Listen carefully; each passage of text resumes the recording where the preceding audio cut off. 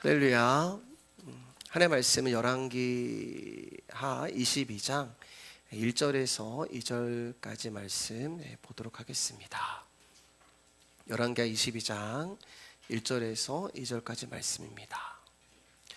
우리 두 절의 말씀이고 한 목소리로 같이 읽도록 하겠습니다. 시작.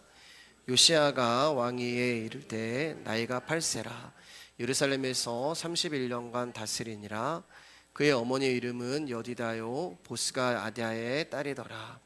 요시야가 여호와 보시기에 정직히 행하여 그의 조상 다윗의 모든 길로 행하고 좌우로 치우치지 아니하였더라.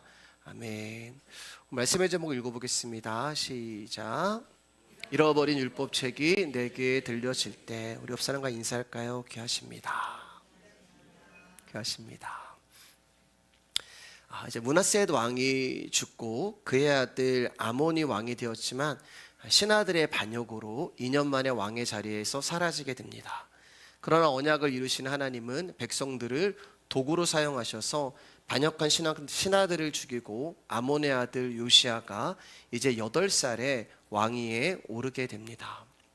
요시야는 히스기야와 함께 여호와 보시기에 정직히 행하여 그의 조상 다윗의 모든 길로 좌우로 치우치지 아니하는 왕이다라고 하는 평을 받은 그런 왕입니다. 열왕기서에서는 요시야 왕이 26세가 되어서 성전을 수리하고 율법책을 발견한 것으로 그의 치세, 다스림을 설명하고 있지만 역대하 34장 3절을 보면 아직도 어렸을 때에 곧 왕위에 있은 지 8년에 이렇게 시작을 합니다. 잠시만요. 제가 이게 그러니까 열왕기 하에서는 26살에 이제 성전을 수리하고 성전을 건축했다고 이야기를 하고 있는데 역대하 말씀을 보면은 이제 8년에 그러니까 16살이 되는 거예요. 16살에 요시야는 그의 조상 다윗 하나님을 구하기 시작했고 왕위에 오른 지 12년 그러니까 20살이 되었을 때 유다와 예루살렘을 정결케 하여 그 산당과 아세라 목상들과 아로새긴 우상들과 부어 만든 우상들을 무너뜨렸고 그 우상들을 빻아 가루로 만들어 거기 제사하던 자들의 무덤에 뿌리는 일을 행하게 합니다. 근데 요시야가 행한 이 모든 행적이 이미 열왕기상에 하나님의 사람을 통하여 예언이 되어 있습니다. 열왕기상 13장 1절에서 2절입니다. 시작. 보라, 그때 하나님의 사람이 여호와의 말씀으로 말미암아 유다에서부터 베델에 이르니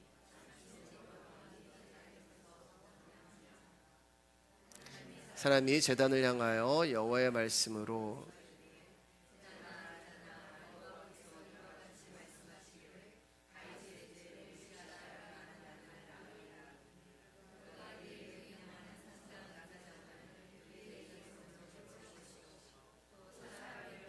내에 사르리라. 이거는 이제 그 북이스라엘의 여로보암의 왕이 되었을 때 그때 하나님의 사람이 이제 그 여로보암의 제단에서 예언을 하는데 그때 요시야라는 이름이 나오고 요시야가 이제 정확하게 290년 후에 일어날 일들을 290년 전에 예언을 한 거예요. 그리고 이 일이 정확하게 오늘 요시야를 통하여서 290년이 지난 그 시간 후에 지금 이루어지고 있는 것입니다.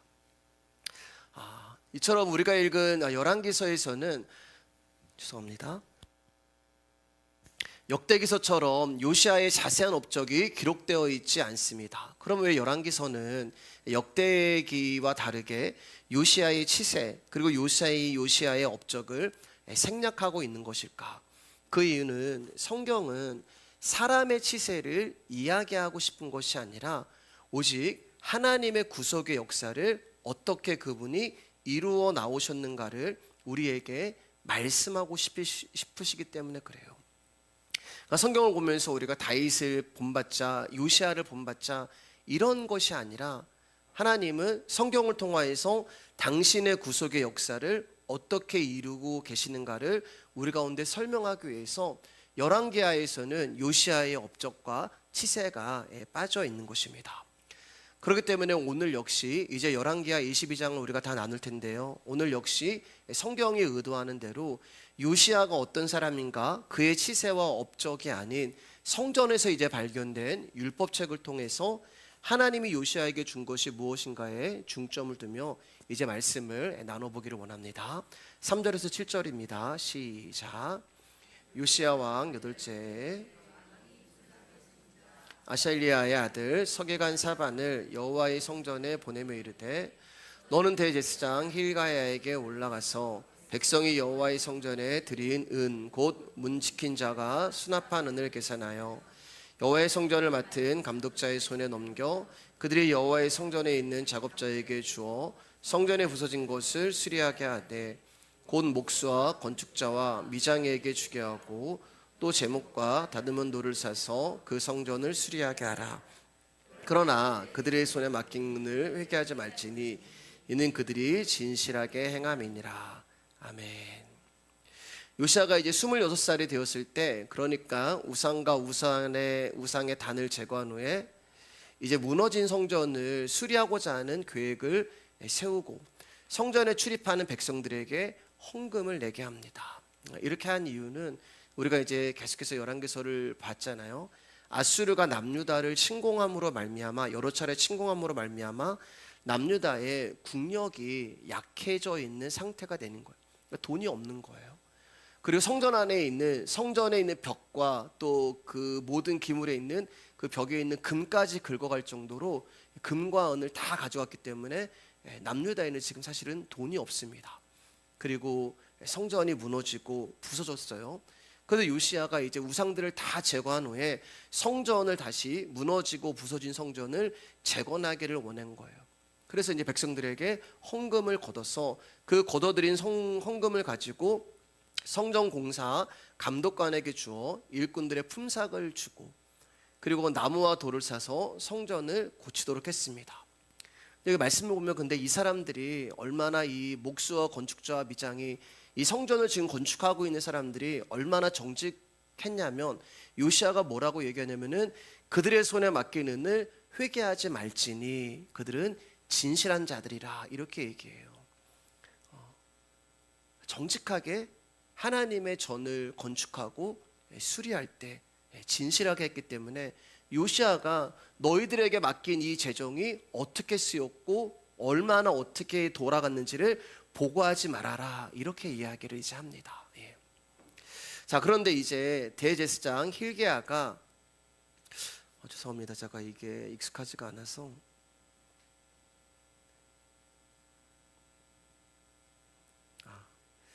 오늘 컴퓨터를 하나 주문했어요. 네.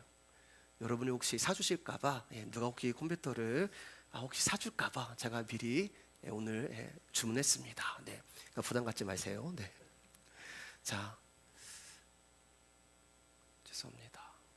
자, 열왕기하 22장 8절에서 10절입니다. 시작. 대제사장 힐게야가 서기관 사반에게 이르되 내가 여호와의 성전에서 율법책을 발견하였노라 하고 힐게야가 그 책을 사반에게 주니 사반이 읽으니라. 서기관 사반이 왕에게 돌아가서 보고하여 이르되 왕의 신복들이 성전에서 찾아낸 돈을 쏟아 여호와의 성전을 맡은 감독자의 손에 맡겼나이다 하고, 또 서기관 사반이 왕에게 말하여 이르되 제사장 힐기야가 내게 책을 주더이다 하고 사반이 왕의 앞에서 읽음에, 대제사장 이제 힐기야가 여호와의 율법책을 발견했는데 이 율법책은 모세오경을 말합니다. 그리고 이 율법책은 항상 언약궤 앞에 있어야 했어요. 그런데 이제 므낫세와 아몬의 극심한 우상 숭배 때문에 아마 누군가가 성전 안에, 지성소 안에 숨겨놓지 않았나, 이렇게 생각을 합니다. 그리고 이제 대제사장 힐기야가 이 책을 지성소에서 백성들이 낸 헌금을 이제 꺼내다가 그 책을 발견하게 된 거예요. 아무튼 이제 대제사장 힐기야는 발견한 율법책을 서기관 사반에게 전해주었고, 또 사반은 이 율법책을 다시 요시야 왕에게 가지고 갔습니다. 그러니까 요시야 왕이 자, 율법책에 뭐라고 써있는지 한번 읽어봐라, 이렇게 얘기를 했던 것 같아요. 그래서 사반이 이제 그 율법책을 펼쳐서 요시야 왕 앞에서 그 율법책을 읽기 시작합니다. 그런데 율법책의 말씀을 듣고 있던 요시야가 크게 슬퍼하며 자신의 옷을 찢어버리는 행동을 하는 거예요. 도대체 율법책에 무슨 내용이 적혀 있었길래, 어떤 내용을 읽었길래 요시야가 자신의 옷을 찢어버리며 이렇게 고통스럽게 슬퍼하고 있는 것일까? 우리 12절 13절 한번 읽을까요? 시작.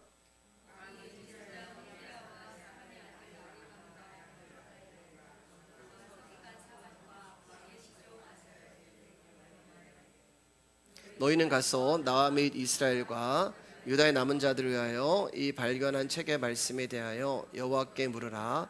우리 조상들이 여호와의 말씀을 지키지 아니하고 이 책에 기록된 모든 것을 준행하지 아니하였으므로 여호와께서 우리에게 쏟으신 진노가 크도다. 그 내용이 바로 13절인 거예요. 요시야가 옷을 찢고 울고 슬퍼했던 그 내용이 바로 우리 조상들이 여호와의 말씀을 지키지 아니하고 이 책에 기록된 모든 것을 준행하지 아니하였으므로 여호와께서 우리에게 쏟으신 진노가 크도다. 이 부분을 지금 들을 때에, 지금 사반이 이 율법책의 이 부분을 읽어 내려갈 때에 요시야가 이 말씀 앞에 충격을 받고 옷을 찢고 하나님 앞에 슬퍼하고 있는 것입니다. 그리고 이것이 오늘 말씀의 가장 중요한 핵심이 되는 거예요. 그런데 많은 사람들은 오늘 본문을 보면서 이 부분을 보지 못해요. 그리고 이 구절을 가지고 성전 건축에 대한 그런 내용으로 설교를 많이 하기도 합니다. 왜냐하면은 지금 이 장면들이 보면은 요시야의 성전 수리와 건축을 하고 있는 장면이 딱 지금 들어맞고 있는 것들이 좀 있거든요.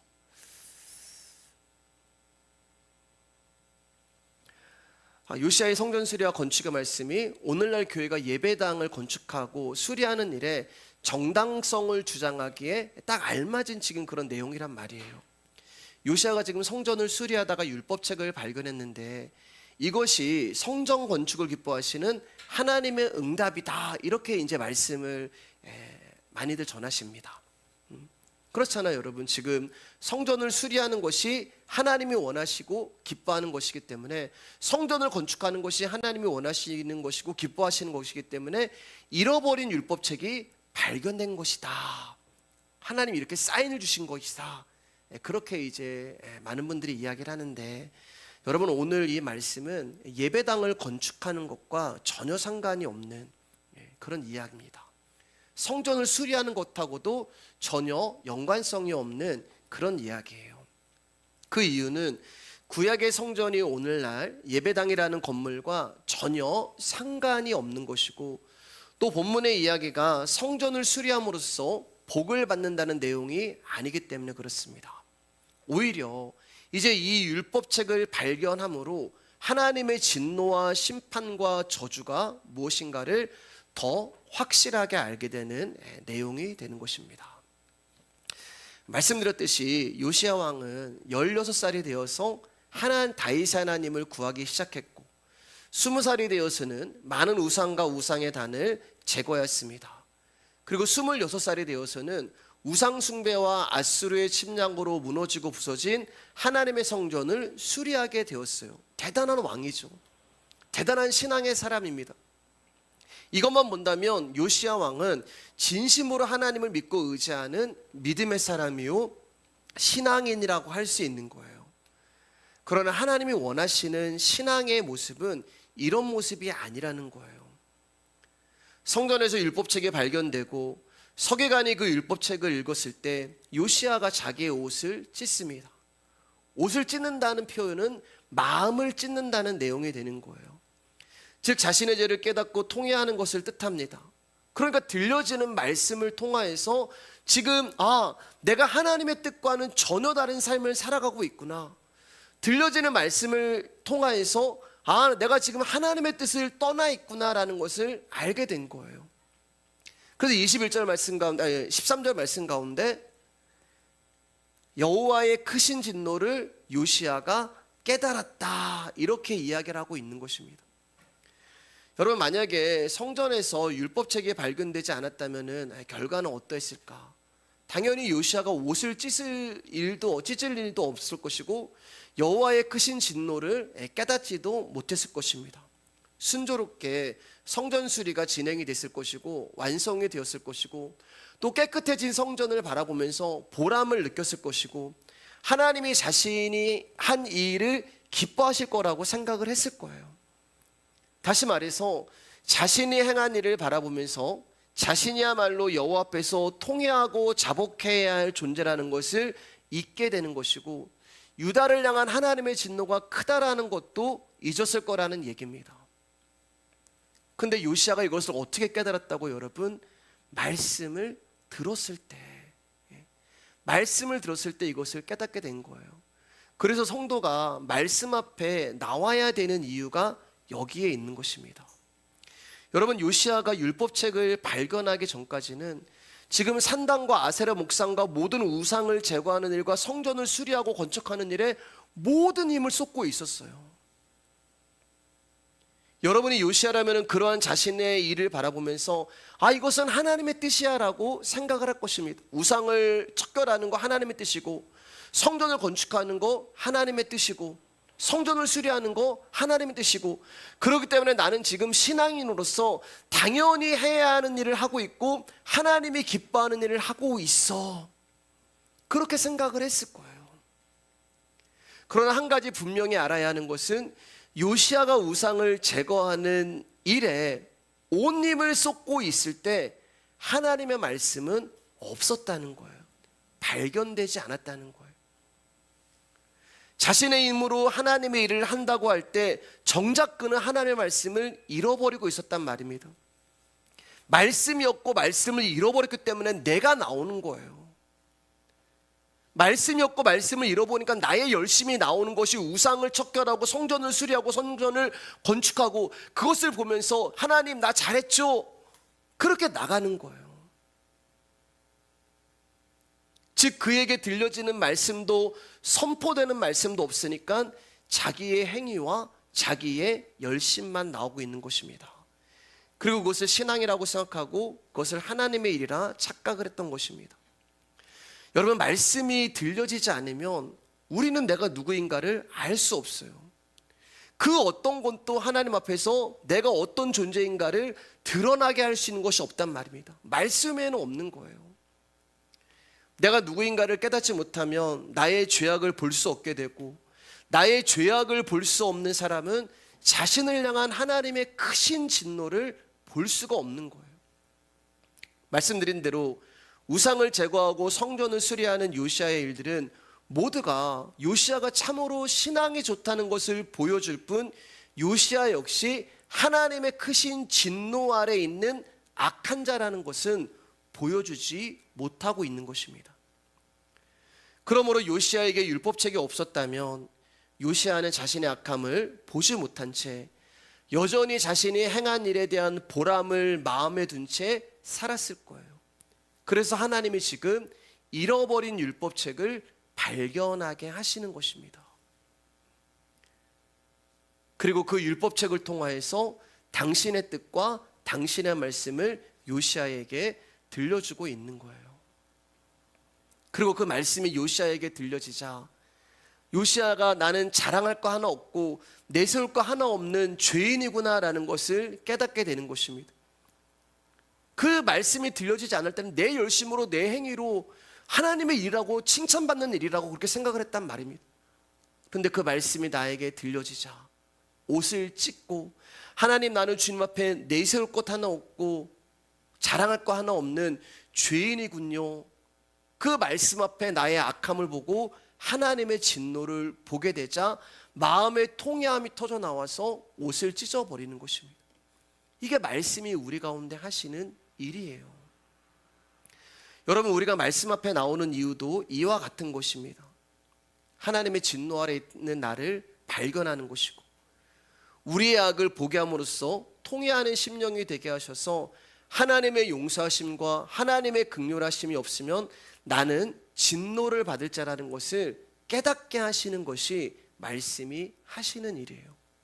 그리고 그렇게 심판받아야 마땅한 나를 그 진노에서 건져주신 하나님의 은혜와 사랑이 얼마나 큰가를 알게 하시는 것이 말씀이 하시는 일입니다. 하나님이 정말 기뻐하시고 원하시는 성도는 내가 어떤 신앙적인 일을 했어도 그것과 상관없이 하나님의 은혜가 나의 전부입니다.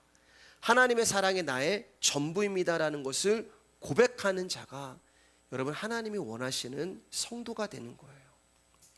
그래서 하나님이 우리를 하나님만 바라보는 자로 세우시려고 여러분 이 밤에도 여러분들 피곤하고 지치시지만 이곳에 나와서 선포되는 하나님의 말씀을 듣게 하시는 거예요.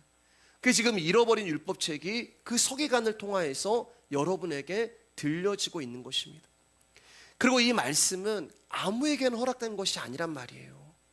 여러분 이 말씀은 이스라엘 모든 백성이 듣는 것이 아니라 지금 요시야에게만 들려지는 것처럼 여러분에게만, 이 자리에 나온 사람들에게만 특별히 하나님이 부어주시는 은혜요 섭리가 되는 것입니다. 그렇기 때문에 여러분 피곤하시더라도 힘을 내시길 바랍니다.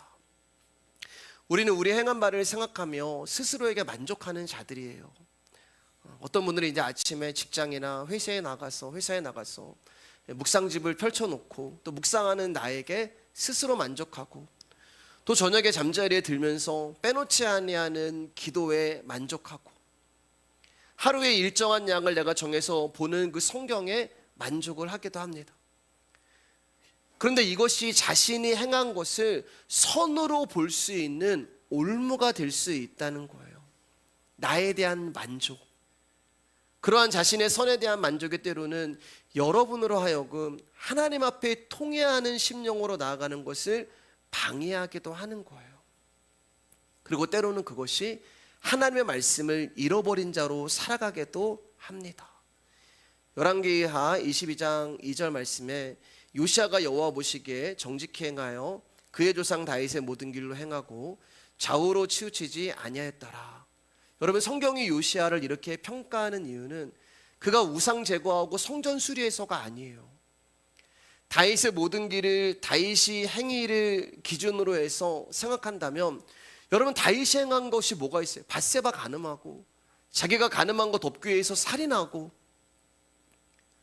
그러니까 다윗의 길을 인간의 행함의 기준으로 본다면 다윗은 악한 길을 걸은 사람이란 말이에요. 그런데 여기 보시면은 다윗의 모든 길로 행하고 이렇게 얘기하잖아요. 칭찬하고 계시잖아요. 그러니까 다윗이 걸은 길은 그 길이 아니라는 것입니다. 밧세바 간음하고 또 그 간음을 덮기 위해서 살인하고 그 길이 아니라는 거예요. 시편 51편 16절 17입니다. 17절입니다. 시작. 주께서는 제사를 기뻐하지 아니하시나니 그렇지 아니하면 내가 드렸을 것이라. 주는 번제를 기뻐하지 아니하시나이다. 하나님께서 구하시는 제사는 상한 심령이라. 하나님이여 상하고 통회하는 마음을 주께서 멸시하지 아니하시리라. 여호와 보시기에 정직하다고 여겨지는 다윗의 길은 상한 심령으로 하나님 앞에 서는 것을 말하는 거예요. 그리고 하나님은 그것을 선으로 받으시는 것입니다. 상한 심령이 뭐예요, 여러분?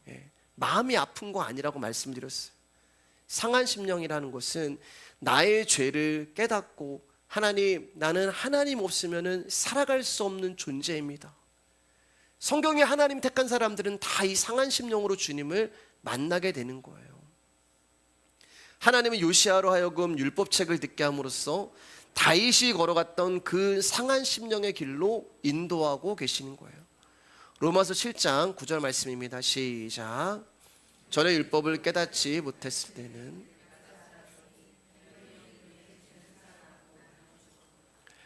사도 바울이 예수 그리스도를 만나기 전에는 자신은 율법으로 흠이 없는 자다라고 자부했던 사람입니다. 사도 바울은 하나님의 율법대로 산다고 하면서 예수 믿는 자들을 핍박했고 죄는 죽고 자신이 살아있는 상태가 됐어요. 율법대로 나는 살아, 나는 율법으로 전혀 흠이 없는 자야. 근데 성경이 뭐라고 얘기해요? 그게 죄가 살아있는 상태야. 그렇게 이야기를 하고 있는 거예요. 죄가 죽고 네가 살아있는 상태야. 다시 한번 설명을 드릴게요, 여러분. 죄송합니다. 사도 바울이 지금 율법으로는 나는 흠이 없는 자야. 그리고 나는 하나님의 율법대로 산다고 한 것은, 예수 믿는 자를 이제 핍박하잖아요. 근데 그게 뭐냐면은 자신이 살아있는 상태를 말하는 거예요. 내가 살아있을 때 나는 율법을 지켜, 내가 살아있을 때 나는 율법으로 흠이 없는 자야, 이렇게 지금 성경은 말하고 있는 거예요. 그리고 그것을 보면서 예수 믿는 자들을 다 핍박하고 감옥에 가두는 것을 보면서 나는 믿음으로 사는 사람이고 나는 신앙인이야 라고 사도 바울이 이야기하고 있는 거예요. 그리고 그것을 스스로 율법에 흠이 없고 율법이 살아있는 상태라고 이야기를 했습니다. 왜냐하면 율법을 위해 힘쓰는 자신의 행위가 선한 것으로 보였던 것이고, 따라서 그 선함의 모든 죄는 가려지고 대신 선을 행하고 있는 자신만 보이기 때문이에요. 그래서 나는 살아있고, 율법을 깨닫지 못했을 때는 내가 살아있고. 그런데 그러한 사도 바울을 예수 그리스도가 찾아오셨습니다. 말씀이 찾아오셨어요. 다메섹 도상에서 하나님이 빛을 보이셨는데, 여러분 거기에 있는 모든 사람들이 그 빛을 보고 엎드려졌습니다. 사울아 사울아. 그런데 주의 음성을 들은 사람은 사도 바울밖에 없었어요. 빛은 다 봐요.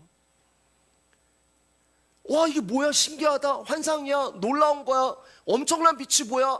그리고 그 빛 앞에 다 엎드렸단 말이에요.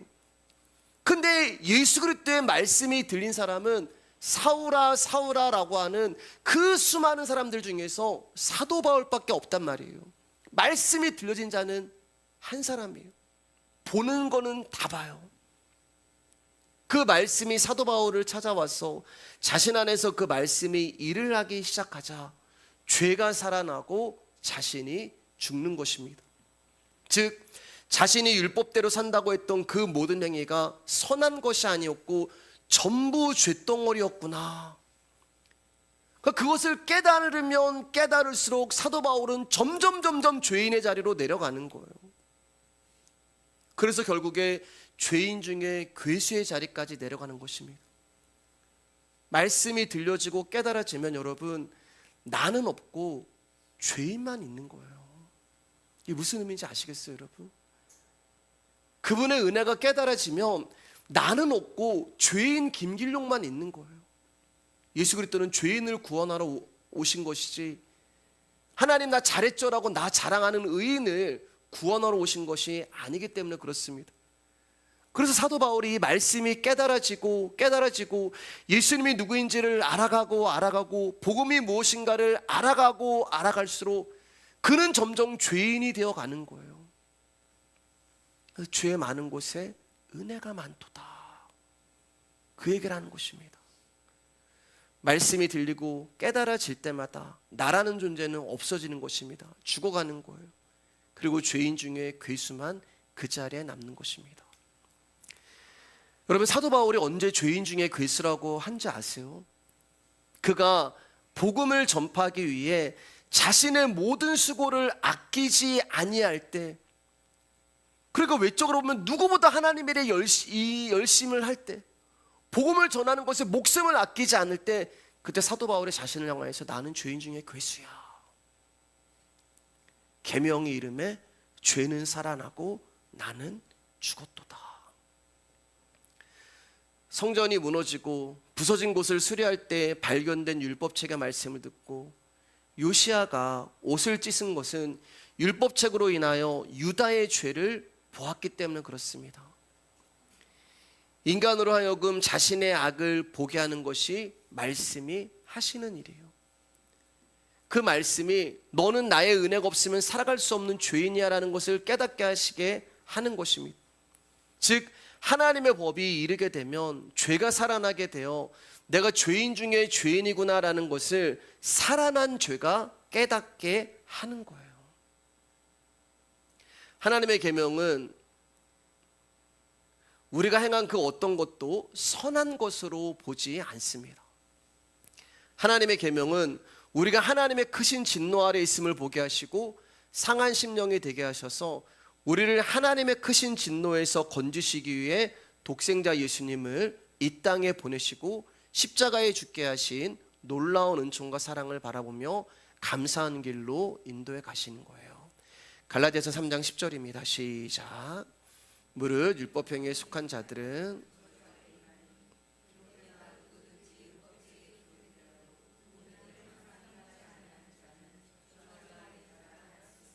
야고보서 2장 10절입니다. 시작. 누구든지 온 율법을 지키다가 그 하나를 범하면 모두 범한 자가 되나니. 여러분이 이 말씀 앞에 서게 되면 여러분에게서 무엇이 살아나요? 여러분의 선한 행위입니까? 아니면 죄입니까? 당연히 죄가 살아납니다. 그렇기 때문에 우리는 말씀 앞에서 진심으로 우리의 심령에 죄가 살아나서 요시야처럼 하나님 앞에 옷을 찢는 통회하는 심령이 되어야 하는 거예요. 근데 오늘날 많은 사람들이 말씀을 잃어버린 상태로 살아갑니다.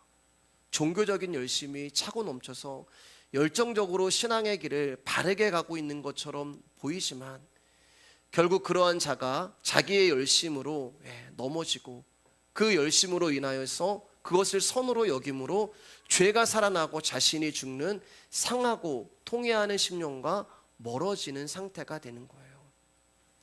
사랑하는 여러분, 여러분의 심령에 잃어버린 율법책이 발견이 되어서 말씀이 들리고 깨달아질 때 진심으로 상하고 통회하는 심령이 되시길 주님의 이름으로 축복합니다. 우리 열왕기하 22장 21절입니다. 시작. 너희는 가서 나와 및 이스라엘과 남은 자들을 위하여 이 발견한 책의 말씀에 대하여 여호와께 물으라. 우리 조상들이 여호와의 말씀을 지키지 아니하고 이 책에 기록된 모든 것을 준행하지 아니하였으므로 여호와께서 우리에게 쏟으신 진노가 크도다 하니라. 하나님의 율법책이 발견되고 이제 율법책의 말을 들었을 때 자신의 죄가 살아나고 이로 인해서 옷을 찢는 애통함을 보인 요시야는 제사장 힐기야와 사반의 아들 아에감과 미가야의 아들 악볼과 서기관 사반과 왕의 시신 아사야에게 명령을 내리는데 그 명령이 뭐냐면 지금 발견된 율법책을 가지고 이 내용을 가지고 선지자를 찾아가서 도대체 이 말씀의 내용이 무엇인지를 물어보라고 명령을 내립니다. 여러분, 지금 이 말씀이 어려워서 물어보라는 게 아니에요. 요시야가 율법책의 말씀을 들었을 때 그는 남유다가 조상 때부터 우리 조상들이 하나님의 말씀을 전혀 지키지 않고 준행치 않았다라는 것을 알게 됩니다. 그리고 그 이유로 말미암아 하나님이 유다를 심판하신다는 것을 알게 된 거예요.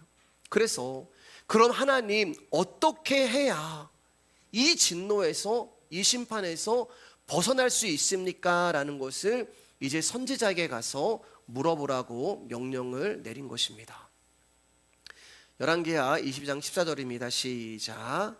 이에 제사장 힐기야와 또 아이감과 악볼과 사반과 아샤야가 여선지자 홀다에게로 나아가니 그는 할라스의 손자 디가의 아들로서 예복을 주관하는 살롬의 아내라 예루살렘 둘째 구역에 거주하였더라. 그들이 그와 더불어 말하매 요시야 왕의 명령을 받은 신하들은 이제 여선지자 훌다를 찾아가는데 이 훌다는 이제 여기 보면은 예복을 주관하는 살룸의 아내라 이게 전부예요. 그래서 저도 이제 이 훌다가 누구인지를 설명을 해드릴 수가 없습니다. 제가 이렇게 말씀을 찾아보고 하는데도 이렇게 깊은 내용이 없기 때문에 아무튼 이제 여선지자의 훌다에게 요시야가 보낸 사람들이 말씀을 가지고 찾아가서 요시야의 명령을 전합니다.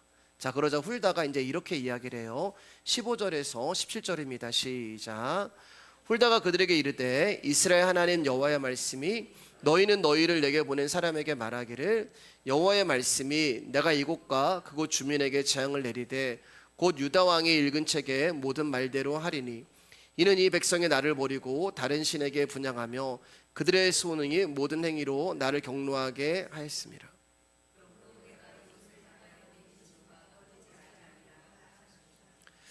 왕의 명으로 이 말씀의 뜻을 묻기 위하여 여선지자 훌다에게 갔을 때 훌다가 말하기를 너희를 보낸 왕에게 가서 이렇게 말하라 라고 하면서 유다 왕이 읽은 책의 모든 말대로 될 것이다 이렇게 이제 이야기를 합니다. 지금 이제 율법책이 모세오경이라고 얘기했는데 모세오경이 어딘지는 모르겠지만 이 백성이 여호와를 버리고 다른 신에게 분향하며 그들의 모든 손의 행위로 나를 경록케 하였다 이렇게 말하고 있어요. 그러므로 이곳을 향한 여호와의 진노가 꺼지지 않을 것이다 라고 말합니다.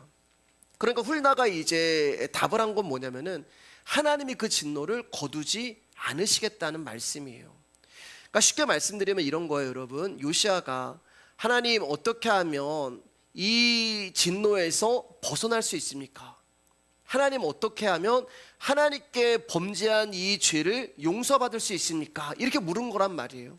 근데 하나님이 말씀하시기를 해결책이 없다, 이렇게 답을 하는 거예요.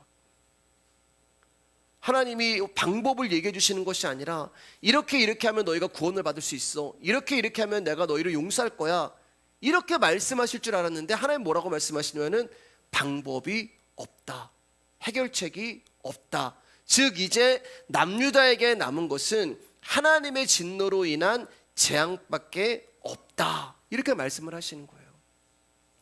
열왕기하 이제 우리 다음 주에 보겠지만 23절 2절 보면은 이 책을 여호와의 성전에서 발견된 언약책이라고 말하고 있단 말입니다. 언약을 기록한 책이에요. 즉 이스라엘 백성들이 망하는 이유, 남유다가 망하는 이유는 하나님의 언약을 배반했기 때문에 여호와의 진노가 임한다고 말씀하십니다. 자, 18절에서 20절입니다. 시작. 너희를 보내 여호와께 묻게 한 유다 왕에게는 너희가 이렇게 말하라. 이스라엘 하나님 여호와가 이같이 말씀하셨느니라. 내가 들은 말들에 대하여는 내가 이곳과 그곳 주민에게 대하여 빈터가 되고 저주가 되리라 한 말을 내가 듣고 마음이 부드러워져서 여호와 앞 곧 내 앞에서 겸비하여 옷을 찢고 통곡하였으므로 나도 내 말을 들었노라. 여호와가 말하였느니라. 그러므로 보라, 내가 너로 너희 조상들에게 돌아가서 평안히 묘실로 들어가게 하리니 내가 이곳에 내리는 모든 재앙을 내 눈이 보지 못하리라 하셨느니라 하니 사자들이 왕에게 보고하니라. 요거는 이제 훌다가 요시야에게 개인적으로 주는 그 내용이 되는 거예요. 개인적으로 주시는 여호와의 말씀이 되는 거예요. 그러니까 하나님이 이제 앞부분은 남유다에게 내리는 재앙이야, 답이 없어, 돌이킬 수가 없어, 너희들이 이제 진노와 심판을 당할 수밖에 없어, 이렇게 말씀하셨고 이제 두 번째로 말씀을 주시는데 이것은 요시야에게 가서 이렇게 말해라, 이렇게 지금 한 내용이 되는 것입니다. 여호와의 율법책, 언약의 책을 통하여 자신과 자신의 백성들과 자신의 조상들이 여호와의 언약을 배반한 것을 알고, 지금 요시야가 깨달았다는 거, 말씀을 통해서 알았다는 거. 하나님의 말씀을 통해서 우리 조상들이 하나님의 말씀을 지키지 않았구나. 우리 조상들이 조상 때부터 지금까지 그 누구도 여호와의 말씀을 듣지 않았구나. 그래서 옷을 찢고 요시야가 회개를 한 거예요. 근데 여기 마음이 뭐라고 하냐면은 마음이 부드러워져서 그 말씀을 듣고 내가 회개하고 통곡하고 옷을 찢는데 그 마음이 어떻게 됐다고요? 부드러워졌다고 이야기를 하는 거예요. 그리고 여호와 앞에서 겸비하여 통곡함으로 하나님이 그 모습을, 그 기도를 들으셨다. 그래서 요시야야, 너는 유다에게 내리는 재앙을 너는 보지 않고 너는 평안히 돌아갈 거야. 이렇게 지금 하나님이 요시야에게 약속을 하고 있는 거예요. 그러면 왜 요시야에게만 하나님이 이런 특별한 은혜를 주시는 걸까? 남유다는 지금 하나님께서 심판하시고 진노하시겠다고 말씀하셨잖아요. 너희들은 돌이킬 방법이 없어. 너희들에겐 더 이상 자비가 없어. 아니, 반드시 너희들은 멸망해야 돼. 그리고 남유다가 진짜 바벨론에게 멸망을 해요, 여러분. 근데 요시야에게는 하나님이 뭐라고 말씀하시냐면은 마음이 부드러워졌고 겸비하였다. 왜 하나님이 요시야 한 사람에게만 이렇게 다른 말씀을 하는 것일까? 왜 그럴까요, 여러분? 제가 이제 여기에 대해서 이제 많이 궁금했어요. 하나님 왜 그럴까? 하나님 왜 요시야에게만 이렇게 말씀을 하실까? 여러분 왜 그렇다고 생각을 하세요? 지금 오늘 분명 말씀 가운데 우리 조상 때부터 지금 요시야 때까지 그 누구도 하나님의 말씀을 듣지 않았고 하나님의 말씀에 순종하지 않았고 그 말씀을 준행하지 않았다. 그 누구도 그렇게 얘기하잖아요. 그런데 요시야만은 지금 그 말씀에 순종하고 있는 거예요. 즉 남유다 백성들 중에서 하나님의 말씀을 듣고 회개하는 유일한 한 사람이 있었는데 그 사람이 요시야란 말입니다. 즉 요시야가 율법책을 읽고 말씀대로 살지 못한 죄를 깨닫고 옷을 찢고 회개하였음에도 불구하고 남유다를 심판하시는 그 이유는 그 말씀 앞에서 요시야 한 사람만 회개하고 있기 때문에 그래요. 남유다 백성들이 회개하지 않아요. 다시 말해서 지금 남유다 백성들이 요시야의 명령에 따라 외형적으로 여러분 우상들을 무너뜨리고 우산의 제단을 부수고 성전을 수리하고 유월절을 제대로 지키며 개혁이라는 것을 지금 이루고 있는 것 같지만 그것은 왕의 명령이니까 어쩔 수 없이 따른 거란 말이에요. 그들의 외형적인 모습은 그렇게 보이지만 그들의 마음속에는 여전히 하나님이 아닌 아수르의 우상을 섬기고 있고 하나님이 아닌 나라는 존재를 더 사랑하고 있고 하나님의 말씀을 우습게 여기고 있었단 말입니다. 여러분, 우리가 누가 믿음 있는지 신앙 있는지 저는 몰라요. 겉으로 봐서 어떻게 알아? 저 사람 정말 열심히 하시는구나, 저 사람 정말 신앙이 있구나, 저 사람 정말 믿음이 있구나. 아니요, 여러분, 하나님은 우리의 중심을 보시는 거예요. 요시야 한 사람만 제대로 회개하고 있는 거예요. 그래서 하나님이 그 모습을 보고 그의 마음을 부드럽게 해주신 것입니다. 그 말씀 앞에서 겸비하는 요시야를 보면서 요시야야, 내가 너에게는 은혜를 줄게. 겉으로는 하나님 사랑합니다라고 얘기하면서 여전히 마음속으로는 나라는 존재를 섬기고 있는 거예요. 얼마 전에 지금 북이스라엘이 아수르에게 어떻게 멸망을 당했는지 남유다 사람들이 자신들의 눈으로 똑똑히 보았음에도 불구하고 지금 남유다 역시 그 죄를 돌이키지 못하고 있었단 말입니다. 그래서 하나님의 심판이 그들에게 진노로 임하는 거예요. 19절입니다. 시작. 내가 이곳과 그 주민에게 대하여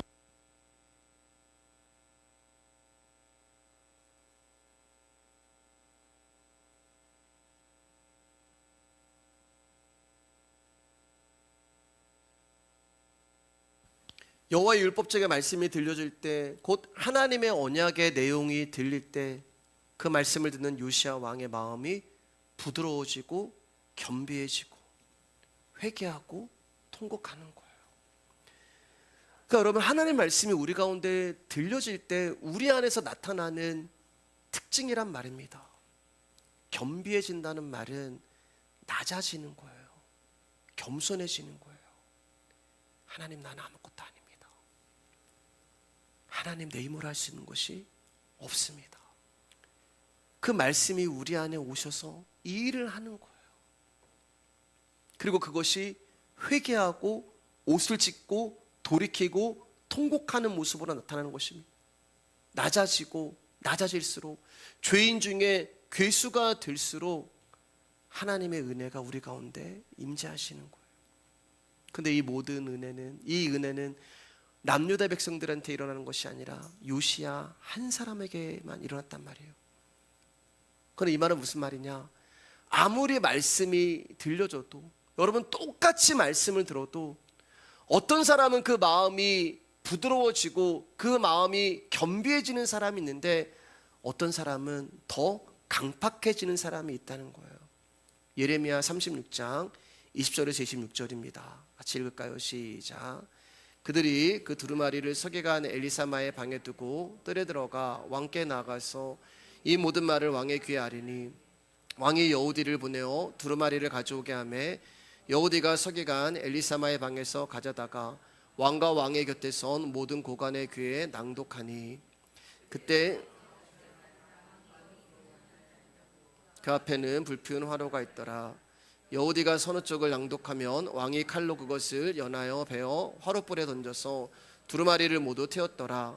왕과 그의 신하들이 이 모든 말을 듣고도 두려워하거나 자기들의 옷을 찢지 아니하였고 엘레당과 들다야와 그마랴가 왕께 두루마리를 불사르지 말도록 아뢰어도 왕이 듣지 아니하였으며 왕이 왕의 아들 여라무엘과 아스레엘의 아들 스라야와 압디에의 아들 셀랴마에게 명령하여 서기관 바룩과 선지자 예레미야를 잡으라 하였으나 여호와께서 그들을 숨기셨더라. 예레미야 선지자가 여호와의 말씀을 받습니다. 그리고 받은 말씀을 바룩에게 적게 만들어요. 바룩은 누구냐면 예레미야의 서기, 충직한 제자가 됩니다. 그리고 이제 바룩은 예레미야가 바룩에게 명령하기를 네가 지금 기록한 이 말씀을 가지고 성전에서 읽으라고 이야기를 합니다. 그래서 바룩이 이제 예레미야가 하나님으로부터 계시를 받은 말씀을 가지고 바룩에게 적게 하고, 바룩은 받은 말씀을 가지고 성전에서 그 말씀을 읽습니다. 그러니까 이제 이 여호야김의 그 신하들이 그 말씀을 이제 듣게 되는 거잖아요. 그래서 왕에게 가서 보고를 합니다. 지금 예레미야의 그 제자가 이런 일을 하고 있습니다. 그러니까 그 여호야김이 그 두루마기, 그 지금 바룩이 읽고 있는 그 두루마기를 가져와라, 그 율법책을 갖고 와라 얘기를 합니다. 그리고 그것을 여우디에게 읽어봐라 얘기를 해요. 그러나 여우디가 지금 쫙 그 두루마리를 펼쳐가지고 여호야김 왕 앞에서 그 말씀을, 하나님 말씀을 읽어 내려가고 있어요. 그럼 오늘 말씀하고 비슷하잖아요, 그렇죠? 예. 그런데 이 여호야김이 어떻게 했냐면, 오늘 말씀 보니까 겨울에 궁에 추워서 이제 난로를 피워놓고 있었단 말이에요. 그런데 그 화로에 두루마리 성경을 여우디가 읽으면 그것을 칼로 베어가지고 그 성경을 불쏘시개로 쓰고 있는 거예요. 이게 여호야김이 지금 한 행동이에요. 여러분, 여호야김이 누군지 아세요? 요시야의 아들이에요. 요시야의 아들. 아버지 요시야는 여호와의 말씀 앞에 옷을 찢고 두려워서 떨면서 회개를 하는데, 오늘 보면 옷을 찢는 사람이 없어요. 통곡하는 사람이 없어요. 회개하는 사람이 없어요. 여호야김은 두루마리의 말씀을 읽는 대로 칼로 잘라가지고 화로에 불을 던져 넣어버린 것입니다. 왜 그랬을까? 여러분, 간단하죠. 하나님의 말씀을 믿지 않기 때문에 그래요. 하나님의 말씀이 우습게 여겨지기 때문에 그렇습니다. 이제 말씀을 정리하겠습니다. 여러분, 우리 역시 지금 말씀을 듣고 있어요. 이 말씀을 듣고 있는 여러분은 요시야입니까? 아니면 유다 백성들입니까? 아니면 여호야김입니까? 지금 유다 백성과 여호야김은 하나님의 말씀을 마치 소돔과 고모라 성의 롯의 사회들처럼 농담으로 여긴 거예요. 농담으로 여겼더라. 즉 여호와의 말씀을 우습게 여기고 조롱하고 있는 것입니다. 하나님의 말씀이 농담으로 들리는 이유는 우리 안에서 죄가 살아나고 나는 죽는 말씀의 체험이 없기 때문에 그래요. 사도 바울의 그 경험이 없기 때문에 그렇단 말이에요. 요시야 왕이 율법책의 말을 들었을 때 그는 옷을 찢습니다. 회개합니다. 돌이킵니다. 그리고 내가 하나님의 율법 아래에 있는, 진노 아래에 있는 자라는 것을 알게 되는 거예요. 또 오늘 하나님의 말씀이 선포될 때 우리에게는 이런 반응이 없습니다. 어쩌면 오늘을 살아가는 이 시대는 하나님의 크신 진노도, 하나님의 심판도, 하나님의 저주도, 다시 오시겠다고 하는 하나님의 약속도 잊어버린 채 살아가고 있는 것 같습니다. 그래서 하나님의 말씀도 내 입맛에 맞게 내 귀에 좋은 것만 받으려고 하는 거예요. 그래서 죄에 대한 책망을 하고, 여러분, 예레미야가 죄에 대해서 책망을 했단 말입니다. 그런 말씀은 필요 없어. 불쏘시개, 저주와 심판에 대한 말씀, 너희들이 이제 진노로 당할 거야. 아유, 뭐 그런 일이 있겠어요. 농담으로 여기고, 다만 우리를 지켜주시고 우리를 잘되게 해주시고 우리에게 복 내려주시고 이런 말씀만 드리려고 하는 거예요. 마태복음 11장 17절 말씀입니다. 제가 읽어드릴게요. 이르되 우리가 너희를 향하여 피리를 불어도 너희가 춤추지 않고, 우리가 슬피 울어도 너희가 가슴을 치지 아니하였담과 같으니라. 예수님이 세상에 오셔서 하나님의 진노를 받을 수밖에 없는 세상의 현실에 대해서 낱낱이 드러내셨어요. 예수님의 이 말씀을 들었을 때 가슴을 치면서 사람들이 애통을 해야 하는데, 세상은 오히려 그런 말을 하는 예수께 시비를 걸고 배척을 했습니다. 자신들의 죄를 인정하지 않기에 예수님이 하시는 어떤 말씀에도 사람들은 애통해하지 않았단 말이에요. 또한 이 세상의 기쁨의 조건을 두고 살기 때문에 예수님의 말씀이 기쁨으로 다가오지도 않아요. 그래서 이 얘기예요. 피리를 불어도, 이게 말씀이란 말입니다. 피리를 불면 기분이 좋아야 돼요. 그럼 말씀을 통해서 하나님이 우리 가운데 주시는 두 가지가 있는데, 하나가 기쁨이고 하나가 회개란 말이에요. 하나가 기쁨이고 하나가 애통이란 말입니다. 근데 사람들은 하나님 말씀에 기뻐하지도 않아요. 하나님 말씀에 애통하지도 않아요. 이게 우리의 현실이에요. 여러분, 세상의 모든 일은 하나님 말씀대로 되어집니다. 세상의 모든 일이 하나님 말씀대로 되어진다는 것을 믿는다면 이 세상을 향해서 하나님이 어떤 말씀을 하셨는가 거기에 관심을 두고 살아야 하잖아요. 세상의 모든 일이 말씀대로 되는데 우리는 지금 하나님 말씀하시는 진노와 심판에 관심을 갖는 것이 아니라 영원한 형벌 아래 살아가는 사람들이 부러워할 만한 그 복을 우리가 구하고 있는 존재란 말입니다. 그게 뭐가 자랑거리가 되겠어요. 심판이 임하고 저주가 임하면 그게 뭐가 아무 쓸모없는 것이 된단 말입니다. 우리 죄를 용서하시고 우리를 사랑하신 하나님의 그 말씀을 통해서 내가 죄인이구나라고 하는 애통함이 있어야 되고, 그 애통하는 그 자리에 예수 그리스도가 찾아오셔서 그 십자가로 인해서 나는 이렇게 죽을 수밖에 없는 죄인인데 나를 용서해 주셨구나 하는 기쁨이 있어야 된단 말입니다. 그래서 말씀을 믿는 성도는 사도 바울처럼 예수 그리스도의 십자가를 아는 것 외에는 세상에 있는 모든 것들을 시시한 것으로 여기게 되는 거예요. 왜냐하면 저와 여러분들은 이 세상에 머물 자들이 아니기 때문입니다. 오늘은 여기까지 하도록 하겠습니다.